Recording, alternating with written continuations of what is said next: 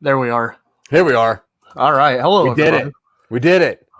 Word to the wise, when changing passwords, you can make the same grammatical error twice in a row. Not a problem. It's just weird when you're telling people to type certain words in. So sorry that we're a little bit late, everybody, but welcome to another episode of Twitching UpStream, which is an offshoot of Talking UpStream, which is an offshoot of Some Nobodies, which is just me and Dylan, really. Just making up a bunch of weird stuff. How are you today, Dylan? I'm good now. Good, yeah. Dude, that was like 40 minutes of just what did we do wrong? Yeah. It's like, well, all right, we got to start another Twitch channel. Yeah. So as you guys know, or don't know, whatever, what we do in Talking UpStream is we try to talk ourselves up to a streaming service. And the way we do that is by presenting very weird ideas and then learning how to work them through down to a pitchable product or ideal, whether it's a movie, TV show, board game, deck of cards, anything whatsoever. Everything has a place. Just you gotta learn what to do with it. And Talking UpStream, we actually pre-record just because we do interviews and we like to make sure that we are available whenever the guest is available. So we like interaction. We like live engagement. So we decided to do a version of that, which is live on Twitch and everywhere else. So that's this guy, Twitching UpStream. We're giving you the raw feed, unedited. Unedited. We actually Anything goes. Dylan keeps saying anything goes. And yeah, I guess that is true. Anything we want can go. So that goes. And until we get a couple more people on the stream, because we need some help in making up a story. Quick question. Go for Dylan. it. What up? Misha Green just got signed on to do the next Tomb Raider movie. Now, Misha Green, as you know, is the showrunner and director of Lovecraft Country. Yeah. So, knowing what you know about her and her vision in that show, what do you think a Tomb Raider movie will look like? I'm expecting some actual discussion on the ethics of tomb raiding, where it's effectively cultural grave robbing. That's how it's been kind of viewed recently, and I'm expecting, because Tomb Raider is kind of I don't want to say a female-led Indiana Jones style sort of thing, but it's about a woman who goes into old cultural sites and effectively takes stuff. I mean, not to be blunt about it, but I'm expecting it to be a little more self-aware than just raw, I'm swinging on vines, let's do that. Yeah, cool. Yeah. Me too. I'm looking forward to it. I haven't looked forward to one of those in a long time. Yeah, it's been forever. All right, quick question. WandaVision, what do you think? Let's see. How many episodes are we at now? 3. I've watched all 3. I think the third one is when it really kicks in for me. Yeah. First 2 felt like a divided pilot, where it felt like the end of the second one was properly where it should have ended. But the third one has some cracks starting to show up, and I'm intrigued now by it. Yeah, loving all that. Yeah. Loving all that. Also, Godzilla versus Kong, that trailer came out recently. How do you craft a story where 2 large things need to fight for men? So, I have a long history with Godzilla. It was one of the first pop culture franchises I was into as like a 5-year-old, and I followed it since. So, I have a lot of opinions on Godzilla versus Kong. I think they're going to do what they did in, I think Tojo was the era that they did the original one, where Godzilla and Kong fight for a bit, another villain shows up, and then they team up. Yeah. Now, Godzilla's on Skull Island, and if you look at the trailer, you know, Kong's got like, or not Godzilla, Kong, and in the trailer, he's got like a collar, a shock collar, and he's got shackles on. So obviously, like, we stole him again. It's another one of those stories. It seems like we're starting this movie off with the end of the classic Kong story, where he gets taken to New York or wherever it is. It's probably going to be San Francisco, because I'll say good for Godzilla movies recently. They've been focusing on the West Coast as opposed to making it all New York. Yeah. I completely disagree. What? I cannot see a feasible, realistic. I cannot see a well done way in which a giant ape, even if he's got tools or whatever, defeats a walking, radiation breathing nuclear bomb that is literally immortal. Yeah, some of the toys for Kong show him having an axe that is using he uses one of his dorsal fins. Yeah, which is pretty cool. But That's still, cool.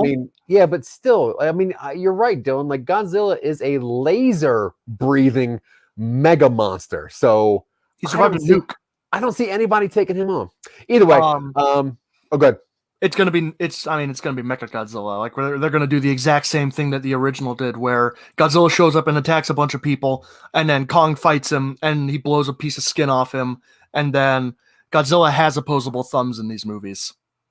Is that you true? can see them? Yeah, you can see them. I don't know.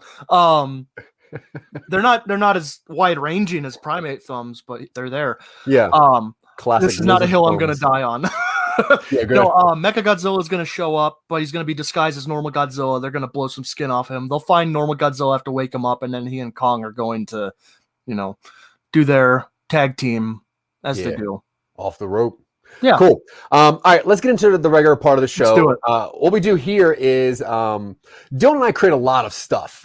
We create stuff for IBM TV. We create stuff for other networks. And I throw a lot of ideas at Dylan. I wake up very early in the morning and I just send him rapid fire ideas some days, and who knows where they go somewhere. Sometimes they come into an email. Sometimes we actually do something with them.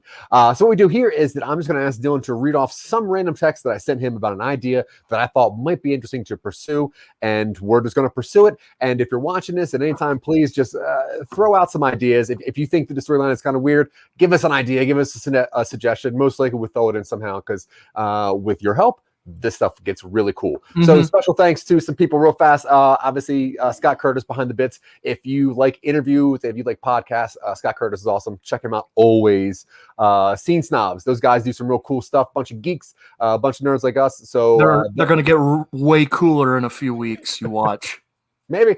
Check them out anyway. thescenesnobs.com. You can see all 17 of their shows they got going on. We also have our friends on the East Coast, Sarah Tkachik, Tonya Sheck. And if you listen to any podcasts like this one or whatever, listener app, go to Instagram at The Greatest Podcast app. Those are some people that really help a lot of our shows and keep things going. So, Dylan, pretty please. Yeah. Read me a very weird or whatever text message that I sent you about some idea. I'm going to read 3 just because I want to get 2 of them out there just to put them in the universe. The human body has a finite supply of blood and needs to be replaced regularly. That sounds cool. That's cool. Yeah. That's pretty cool.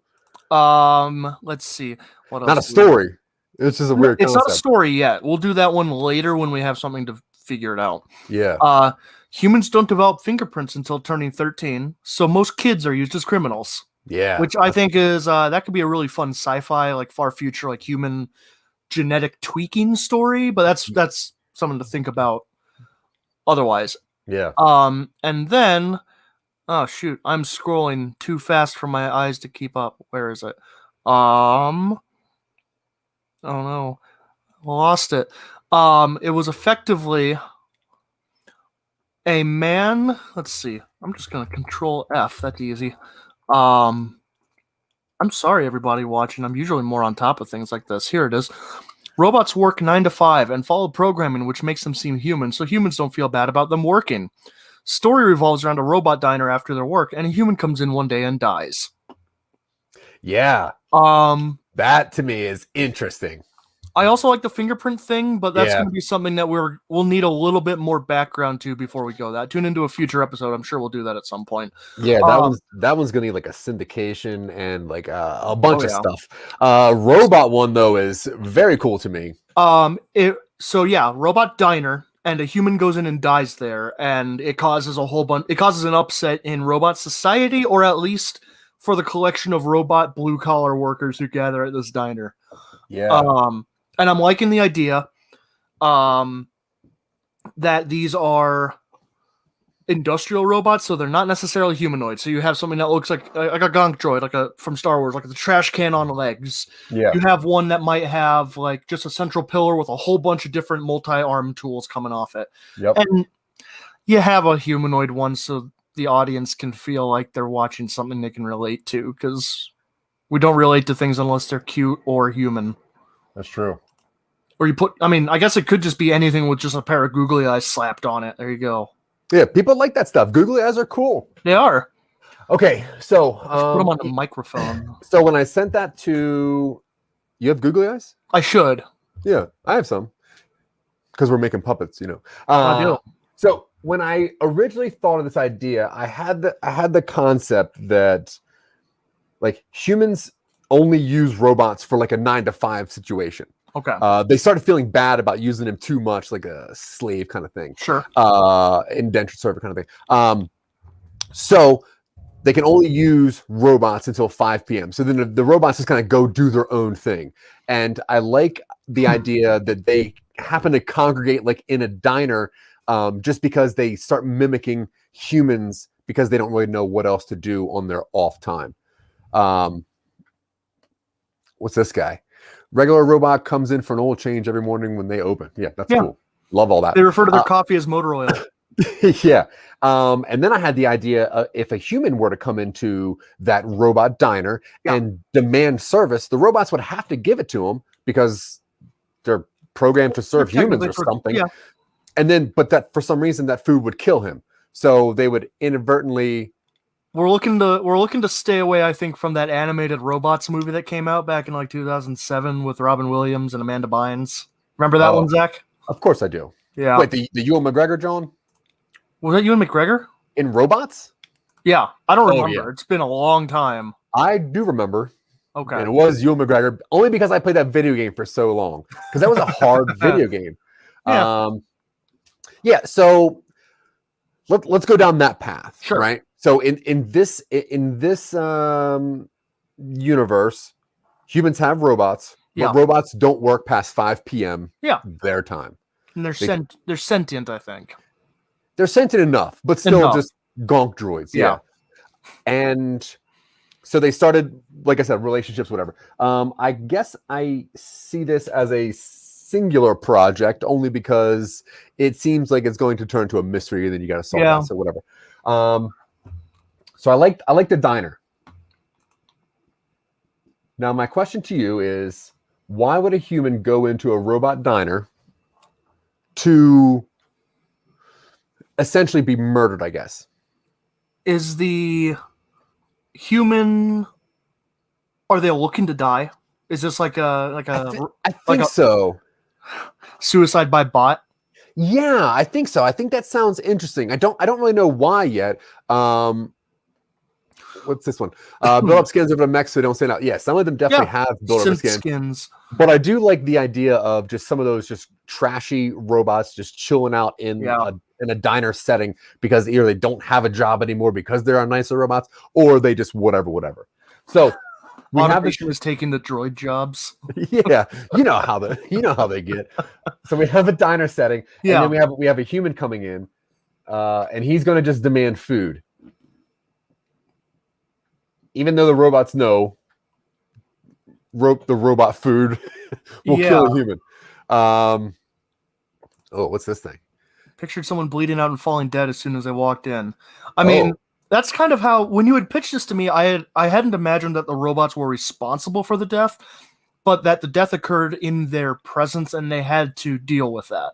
Yeah, I for some reason thought that it was I like the idea of it, the programming being kind of like messed up, where they kind of have to kill him, but they don't want to kill him. So that was the thing of it. Although having somebody walk into a robot diner and just die, that sounds very cool. What if he knows that they...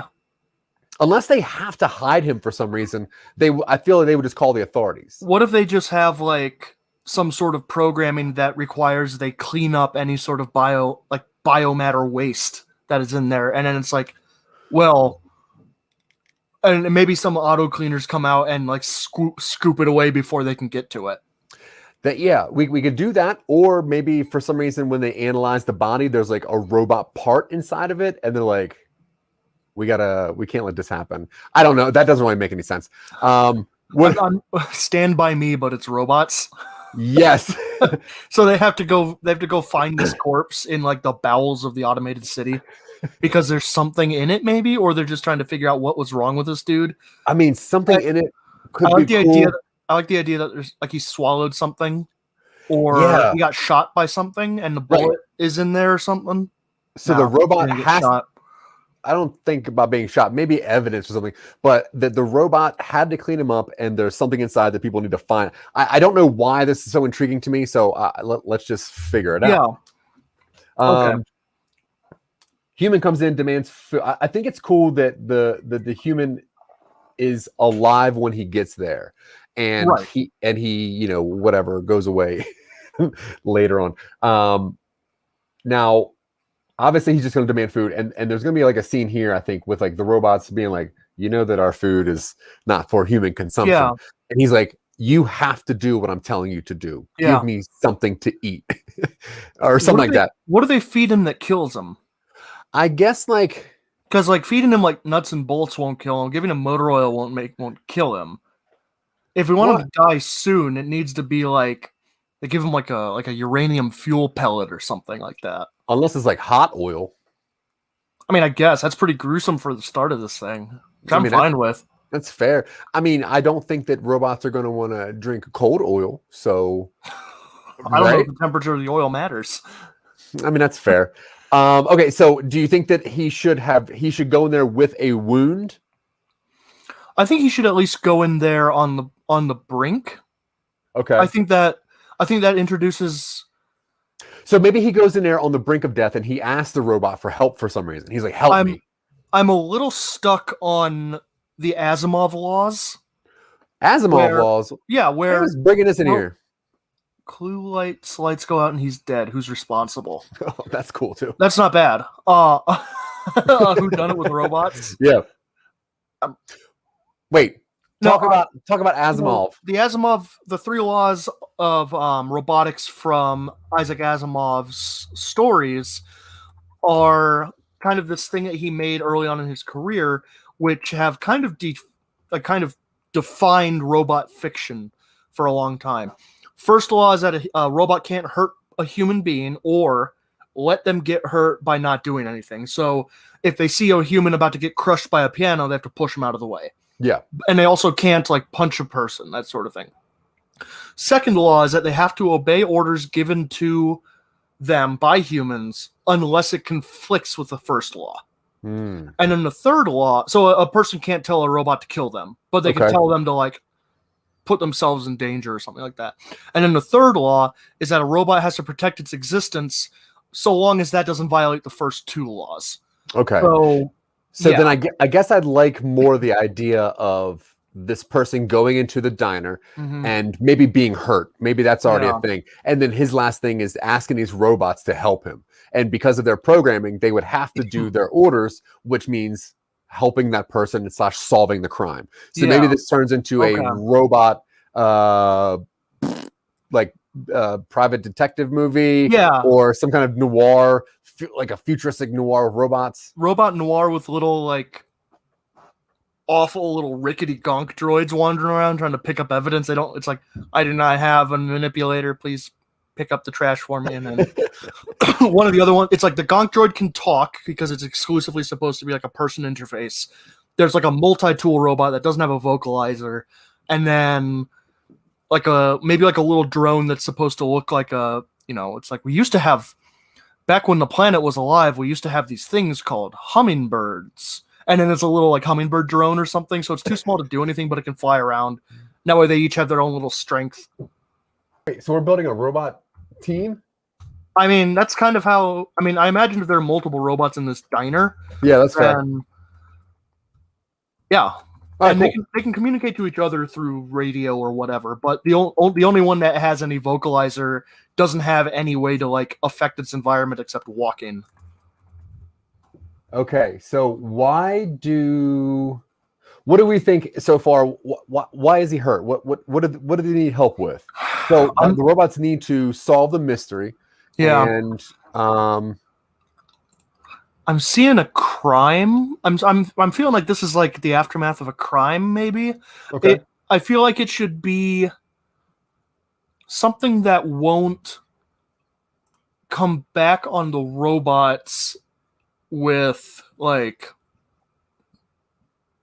once they solve it. You know what I mean? Is this the thing where we're going to show like a TV screen with news and be like, in recent news, human known as blah blah blah, and they show this man, and it's like he's wanted by authorities and questioning of blah blah blah. Is it one of those things? So the robot's like, oh no, he's. What if we make it something where it's like a sensitive situation, so they don't broadcast it? Okay. Maybe like he stole something from like the boss of like maybe he's part of a heist that stole something really important. Maybe that's what he swallowed, or he swallowed like a data stick that leads to it or something like that. Yeah, or like a key or something. Yeah.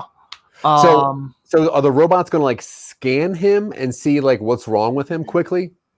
They could. I think there needs to be something that points them in the direction that something is weird is going on. And scanning them works, but I like the idea of the body getting taken away somehow and they have to get it. The robots have to get it? Yeah. Okay. What about this? If we want to make the stakes really high, then we can absolutely have it be like the creator of modern robotics is involved. We need to be careful of treading a little too close to iRobot. Yeah. Because that's what iRobot was. So he has either a key or a USB drive or some kind of thing inside of him that somebody's looking for. Yeah. Right. And the robots. This has been on my mind a lot recently because we've been doing a little bit of we've been doing some screenwriting and stuff like that and story stuff where it's like, if we want this to not be affected by the plot, if we want this to be a character-driven thing as opposed to a plot-driven thing, everybody in here needs to be doing something for some reason. It needs to be more than just a guy stumbles through the door. That guy needs to have a reason that he's there and what he was doing. So I like the idea that he is related, maybe. Maybe he's like the chief engineer of like a robot manufacturer. Okay. And he has very sensitive information. Yeah. Sure. And maybe it's something that would hurt people if it gets out. Okay. And he's trying to either destroy it or get it to someone who will help with that. What if there's information that the robots that were made solely by this one company were like emitting radiation or were harmful in some way that people didn't know about? Yeah. It's like it's nothing if it's only 5 to 10 years, nothing bad happens, but the longer it is, it's something that needs to be taken care of now or else it'll cause trouble in the future. And maybe the robots that find him know that if they turn this evidence in, they'll be decommissioned because they are part of this. Oh, are they robots from that company? Sure. That's and this company keeps like upgrading and upgrading and upgrading, which is why there's just redundant robots just walking around, chilling out in diners and stuff. Okay, so where do we go from here? What's like the first arc that we're trying to get to? I think where the first arc needs to be. So we have multiple discoveries going on, right? We have the first discovery, which opens up the world. We have the second discovery, which sharpens the character's focus. And we have the third discovery that turns things on their head. Right? That kind of... Yep. It scans. So I think the first discovery is that this guy was hiding. He's trying to get something out, like away from him. He's trying to get something away from this corporation. And I think the second discovery is who he is and what that info is. And maybe the third discovery is that info is not necessarily what we think it is. Sure, that sounds good. So where do you think with that in mind, where do we get to with our first arc? So if you want to do each discovery as its own arc to kind of build and build and build, so the first, obviously, it would open with world discovery, and then it would open with, what was the second one you said? Discovery of who he is. Yeah. So then there's the knowledge of who the person is. So after Or maybe that should be the first one, and then the second one should be what he's carrying. So that way the first arc is getting the body, the second one is getting into the robot factory, and the third one is like breaking it open. So that's like the very end, that's the end of our story, is finding out what this information is. Yeah, I think so. Okay. And what they do with it. Sure. All right, so we're going to get to the information and the plan moving forward. Yeah. So the first arc is getting up into the knowledge of who this dead person is, which is either the CEO or engineer or something of a robotics manufacturer that happened to, for some reason, die in this robot diner. Yeah. Or right? we could, yeah. Okay. Maybe he's like a safety inspector with the corporation's like their compliance arm, and it's like, yeah, we're always underfunded and we're never treated like an actual part of the company, but we found something big this time that needs to be taken seriously. And then we can touch on, corporations murdering people who are whistleblowers. Yeah. That's for me. I'm fine with that. So then what do you think the second arc should be? That would be the knowledge of, what was the next one you said? I think that should be what the info is. So knowledge of what the info, sure. Yeah. All right. So that way the first arc of it can be them trying to, I like the idea that the body gets taken away somehow. Like maybe there's like a street sweeper robot that comes in and just picks it up, and they're like, what, there's something weird about that. Well, I mean, if you want to go get it, we can try and get there before the incinerators start. Now, they have some information already before this body's taken. I like the idea that he stumbles in almost dead. Like, he's only mostly dead. Yeah. Yeah. And do the robots get something from him before the body's taken away? I think they should. Maybe he just recites a string of numbers, and then that number is either like an access code, or maybe it's a failsafe that unlocks their programming that makes it so they can like be non-compliant. So he's like, these robots are the ones that are going to hunt down the people who did this to me. Failsafe X25, yada yada yada. And that like unlocks these specific robots? Yeah, maybe because he recognizes their manufacturing numbers or serial numbers or something, he knows what failsafes to use on them because he's in compliance. Yeah. So he would reasonably have that information. Okay, so he's going to unlock the robots from their basic functions. Yeah, and they don't know what it is. I feel like they're probably coded to not realize when their compliance has been removed. Yeah. And then the body is going to be taken away by something, or the authorities of some regard. Yes, Shady PhD, do you have a question?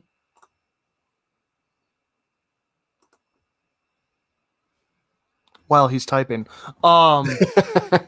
Okay, so then the body gets taken, and then there's because they're unlocked or whatever, they have what? Hello, Shady. Oh, hi.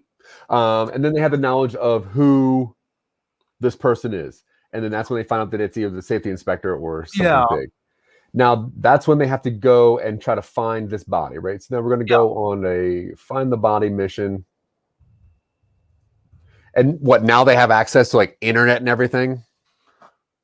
Yeah, I figured they probably maybe he recites like the what would you call it? Like an unlock code, and then he also maybe he leaves some sort of login, like chip or something, or maybe what if he okay, so what if that opening scene is all the robots enjoying whatever they do in a diner to relax, and this human stumbles in bleeding from the stomach, and he looks at the hummingbird drone, the gonk droid, and the multi-tool, and he says something to them, and then he takes out like a pen or like a stylus or something and scribbles like the equivalent of a QR code on the floor. Oh, cool. And then they look at it and it does something, and they don't quite know what it does. And then as he dies, he like erases it or something so nobody comes up. Yeah, that's cool. Or he's got a QR code like on the palm of his hand or something, and he just shoves it at their sensors. Yeah, because as we found, QR codes are never going to go away. They are always going to be relevant. The other week, kind of. No, it's true. There were some robots that were talking about it, but that's okay. Okay, so after the QR code, that unlocks the robots and it gives them access to the internet or whatever things that they don't have access to. Yeah, it unlocks their safety. Gives them administrative rights. Nice. Then a body gets taken, and because now they have access to whatever, they find out who this person is, and now they think that they need to find. Hey, Scott Curtis, we are great. Yeah, doing well. We're doing a robot murder mystery noir. It'll have a catchier title at some point in this episode, I'm sure. Yeah. Cockpit robot that rides. Jeez. Yeah, sure. I like the idea that there are like centaur robot cops. Okay, sure. Why? I don't know why. All the RoboCops are like centauroids, where they have the big, they're like Mounties. I don't know. It's a cool aesthetic. Well, I might not write that down. We'll probably just come back to that one. All right. So once they have the knowledge of who this is, then they're going to go on they need to find this body, right? Is the QR code give them a mission? Yeah, it might there might be two levels to it.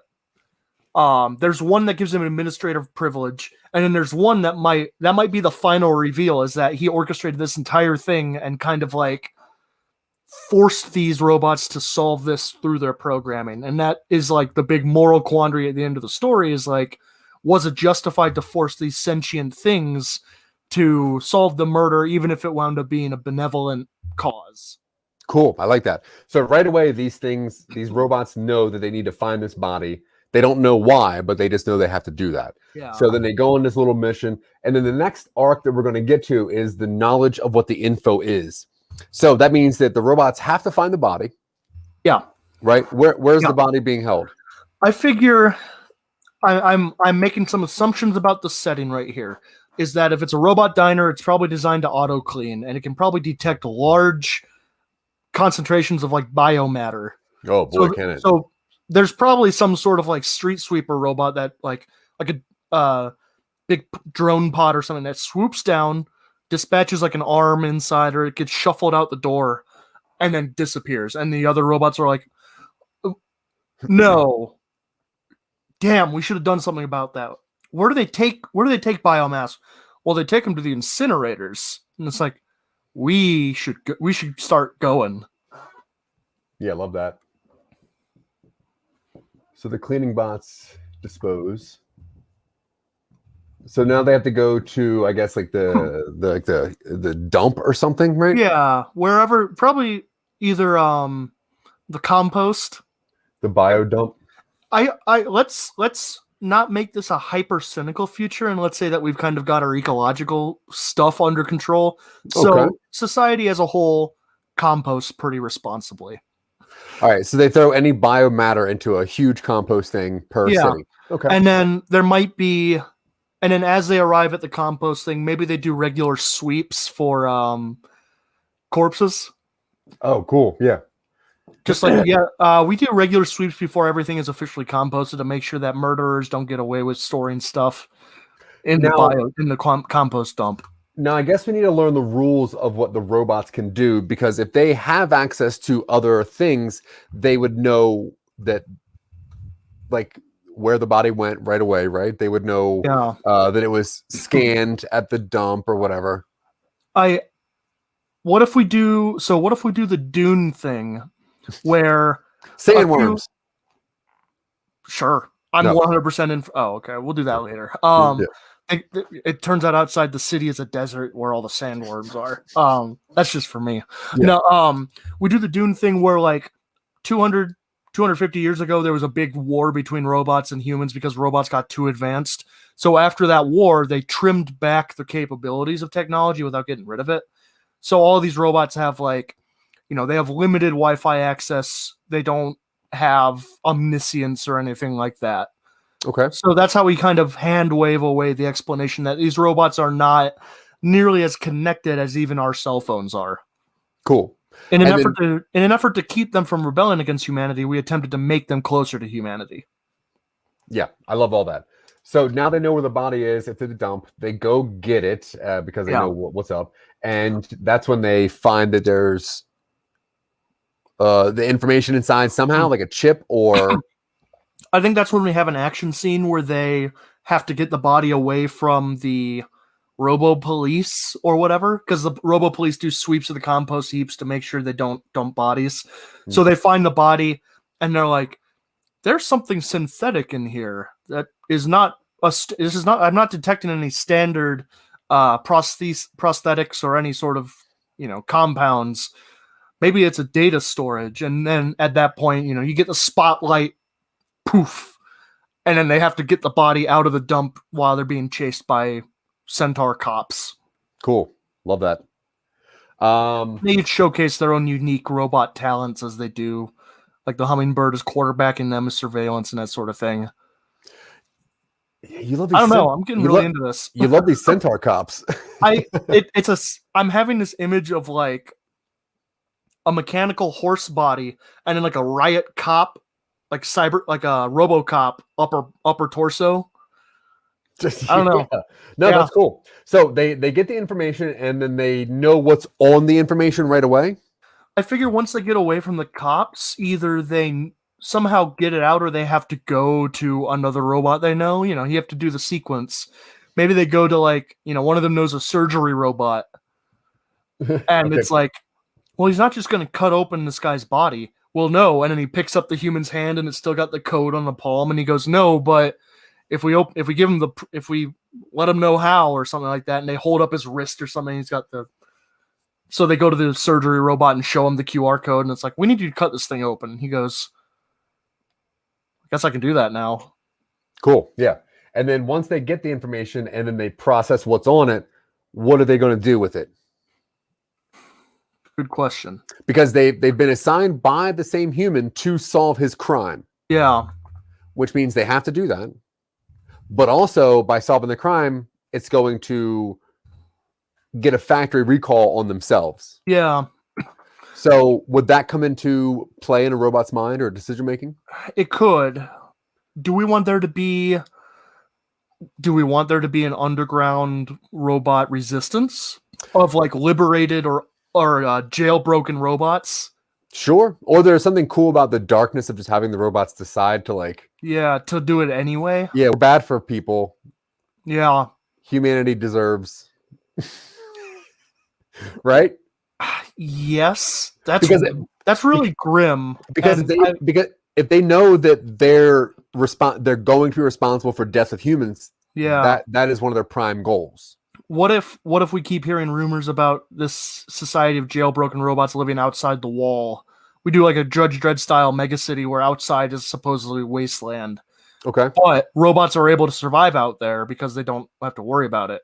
So wait, there's this roaming group of robots that are radioactive just crossing the lands?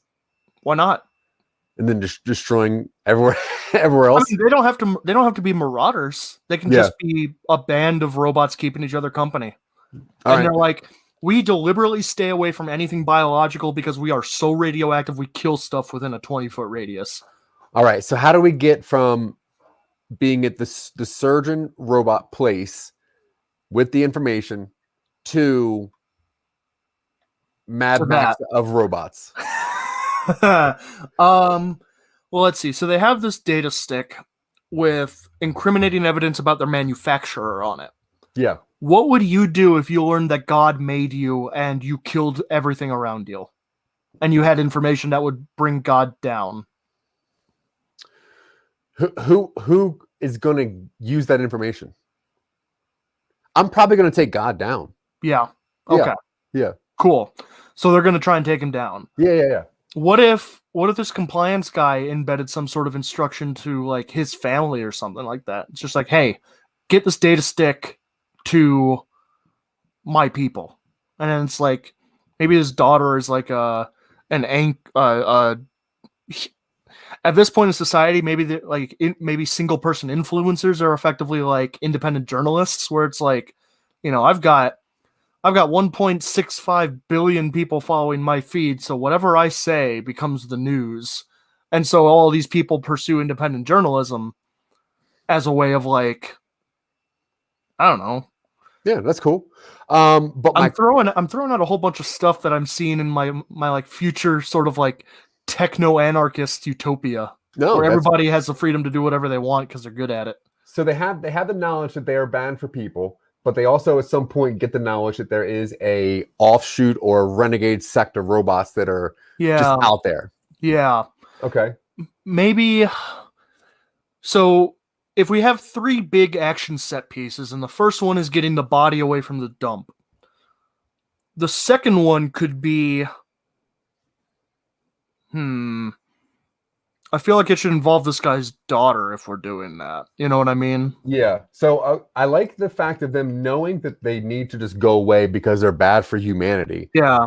And then having to decide, like, do we decommission ourselves? And then maybe that's what the journalist point of view is like. You guys need to like just be decommissioned. Yeah. You need to go away. And then that's when somehow somebody tells these folks about the underground robot group. At some point, what if they have to try and upload this into a major like data hub of some sort? Sure. And I'm thinking the hummingbird robot drone, a little beak, is like an uplink needle. Cool. So the hummingbird drone has to like heist its way into either this corporate headquarters or a big news station or something like that, and has to steal data. And that could be a big set piece in like the second act where it's like, well, we have this, what do we do with it? Well, we get it to someone who can get it out there, like one of these journalists. Do we take it to a news station? No, because they're all owned by the robot manufacturer. Yeah, cool. Well, then how do we find the journalist? Well, she's underground because everybody's gunning for her, but these news stations know where they are because they use them as like informants, and then the hummingbird has to steal the information from their headquarters or something. So the information that's on there is that maybe the newer model robots, they're using like this stuff that puts off radiation. So even the older robots like can exist, but maybe the public perception is that all robots are going to be bad. Yeah, that's not actually true. Yeah, it's going to taint public perception towards robots, and so maybe they're trying to get the information out there without condemning their fellows to widespread prejudice or something. You know what I mean? Yeah. What does the end of this look like? I figure the end of this is the robots being really upset. Like maybe there's a moment of doubt. Well, no, not a moment of doubt. I'm seeing the ending of this being like they have to somehow get this info out there, and then they have to escape. And then there has to be the realization that the humans like plan all along in the QR code was to make them solve this.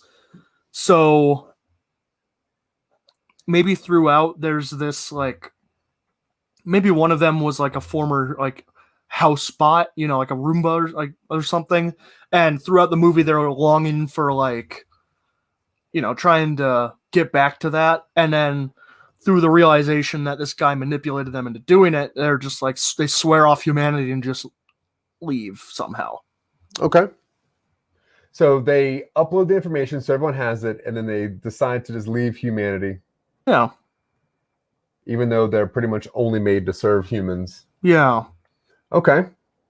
What's next? Or what do we work on now? I mean, there's a lot of threads to connect here. I think we've got a pretty good start. I think we need to work on the third act. So the third act is once they get the information, they get to the surgeon, then they have the information uploaded to the journalist who tells them that all robots need to go away. Then they decide to go away. They leave the information and leave humanity. I had the first act ending when they get to the surgeon robot, and the second act is them going to find and get into the journalist. Oh, okay. So I had the first whole act is body dying, being taken away. That's the first act. The knowledge, and then the knowledge of who that is. The whole second act is getting the body and then learning out what the information is. And then the final act is the surgeon, the getting this up to the journalist, and then dipping. I had the entire dumpster thing in the first act, ending with the surgeon, just because it feels like that's probably a better pace. Is like stumbles in, dies. They're like, oh, this is weird, but I guess we have to figure out what's going on. First major set piece is getting the body from the dumpster. They're like, there's something weird in here, and then they have to go to the robo-surgeon. End of the first act. Robo-surgeon gets them whatever data stick is in there. They identify the information in there. Hell, why not just have them realize what it is at first? And then they're like, what do we do with this? Well, we get it to someone who can use it. And then the second act is them heisting the info about how to contact the journalist from the news corporation. And then getting it to her. And then the end of the second act is them realizing that she just thinks, yeah, you guys are radioactive and you all need to be decommissioned. And this is going to help me do it. Or, this is going to help everybody agree with me. All right, cool. All right, and then the final act is from there to them deciding to leave humanity. Yeah. And what are we looking at there? So, because like a robot decision seems pretty quick. Right. Yeah. I think,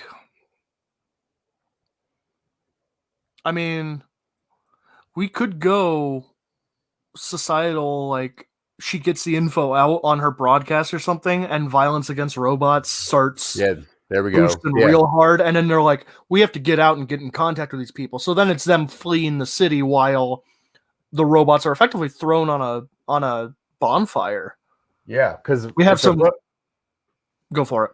If their programming is they can't hurt humans, and humans are just rioting and attacking them, that's gonna be pretty pathetic and like sad. Yeah. What if because they're unlocked at this point, kind of. They're kind of jailbroken. What if their kind of end goal is like, do we unlock all of them? Like, do we unlock everybody so they can fight back? Yeah, that's cool. So they're just carrying around this guy's hand with the QR code on it, unlocking certain robots for battle purposes, and then just so they get out. Maybe there is like an emergency network, like an emergency internet uplink for all the robots to push out updates or something.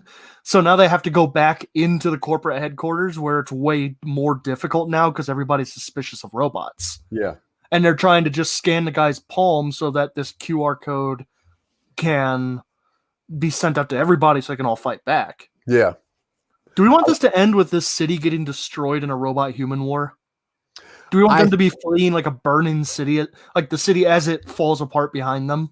Yeah, I don't think they should go on the tear and like kill all humans, but like humans are actively attacking them and bombing them. Yeah, and they're like leaving, but trying to survive also. Yeah. I like that. All right, what is the robot team again? I know we got the hummingbird, we got the housebot.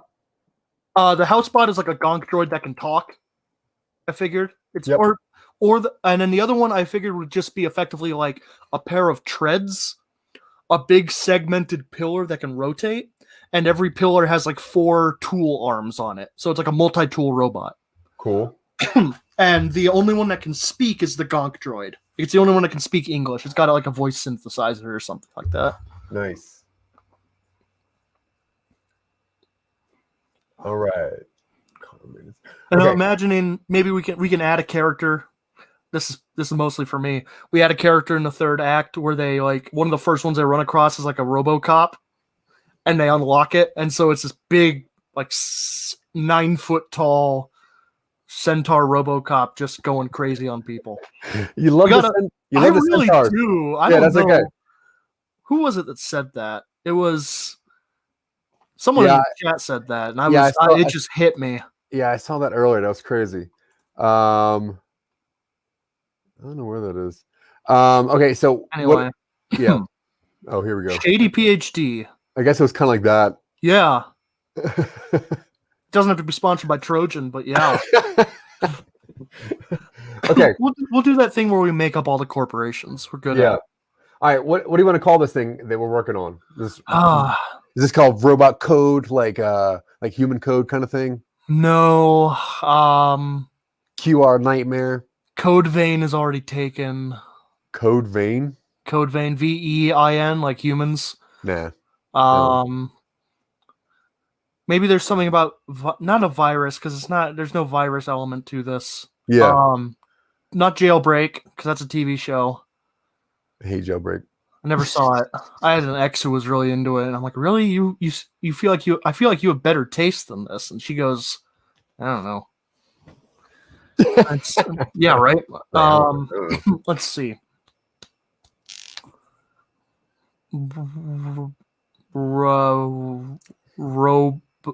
No. What were you about to do? Robot something. All right, so we got our is it Robotopia? No, that's awful. No, I hate that. we have four robots in our team, right? We have the hummingbird, the housebot, the treads with a pillar, and then just something else that's just wildly superfluous, like a car maintenance or tire changing droid or something. Yeah, it should be something really niche. Yeah. What's an appliance that is Roboto? Like toaster was in my mind too. Because he works at a diner. That's cool. the as they leave, the jukebox. That way we have a reason to use licensed music. Oh, cool, yeah. The jukebox was like right there as the guy died and managed to catch the guy's hand on its sensors, so it's also pulled into this. Yeah. Yeah. So then the third act is them going through the robot purge, getting back into the robot headquarters and uploading the code from the guy's hand. Yeah. And that's when they kind of realize that, like, we were told to do this. We didn't do this of our own free man. Screw these people. Let's get out of here. And so they all leave. Yeah. Yeah. And then I figure at this point it's okay to have the jailbroken robots outside the city show up because they're like, we saw the city was on fire. We figured it was a matter of time. Yeah, so we're out here to catch any stragglers. Yeah. Or they knew somehow because they're also broken that like, oh, we got notification that other ones are broken or something stupid. All right, cool. So let's just wrap this up real quick as a story and then we'll get on out of here. Yeah. All right. So this takes place in the future, a few hundred years after a war between humans and highly advanced robots have caused humans to scale robots back to a slightly more human level. Yeah, they came to a peace accord. Yes, and part of that included giving them a 9-to-5 workday. So after 5 o'clock, the robots are free to pursue whatever interest they like. Some of them simply gather, and so that has kind of resulted in a robot diner culture almost, where they do routine maintenance or they just share whatever quirks they've come up with. And we follow 3 droids plus 1 later. One is a hummingbird kind of surveillance drone. One is a walking robot that can talk. And one is a multi-tool kind of household robot. They're in the diner when a human stumbles in and dies in front of them, but not before he shows them his hand, the palm of his hand, which has a QR code or the equivalent on its palm, which activates something inside them.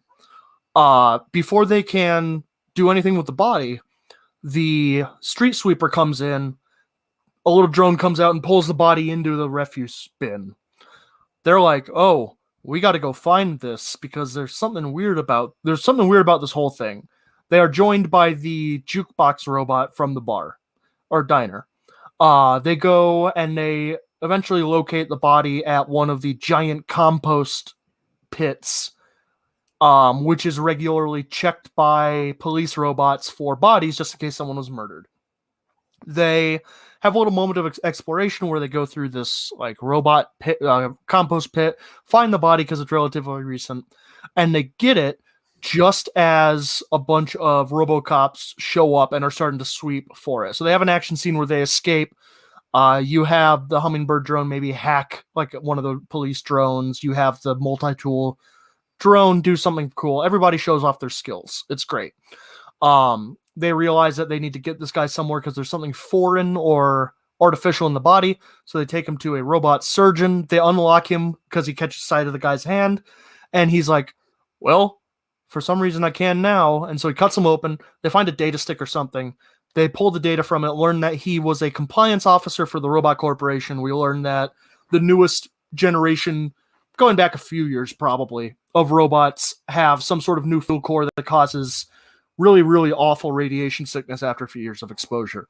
They don't know what to do with this because they're like, if we show this off, we were made by these people within this time span, so we're going to be decommissioned if we do this. And it's like, well, I mean, people are bastards, but we got to help them anyway. Like, and that's where we suspect that they might still be under Asimov's laws, even though they're not. So they're like, how do we get this info out? And they realize that they should probably hit up one of these like independent journalist influencers that's on the social media, but they don't know how to get in contact with them because, you know, their private messages are off or something like that. So they sneak into a News Corp's building or like the Robo Corporation's building. They do a little info heist where they get the contact info, get in contact with the journalist. They transfer the data over. Journalist is like, yeah, this is messed up.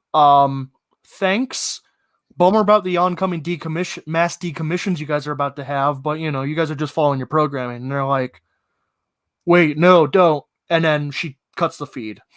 So they're like, oh no. And then her news story comes out and it causes a wave of anti-robot sentiment, and they start purging all these robots, and it gets really brutal.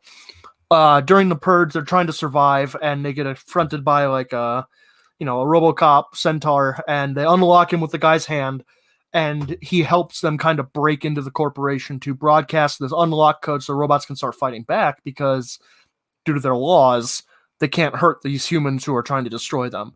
So they do another heist where they go inside, and it's harder this time, but they have some help because they're slowly building a little robot revolutionary force. They broadcast the code, and they realize, man, humans are bastards. Let's leave. So they leave the city, they go into the wasteland, they join up with a band of like other jailbroken robots who are like highly, highly radioactive, and they wander off into the freedom of the night with the city burning behind them. Love it. And at some point in the third act, we learn that the compliance guy had planned most of this at a time. Perfect. Code of conduct. What do you think of that? Potentially. Is that too long? I don't think it's too long. I don't know if it punches enough. Really? Yeah. All right. What are you thinking? Rob.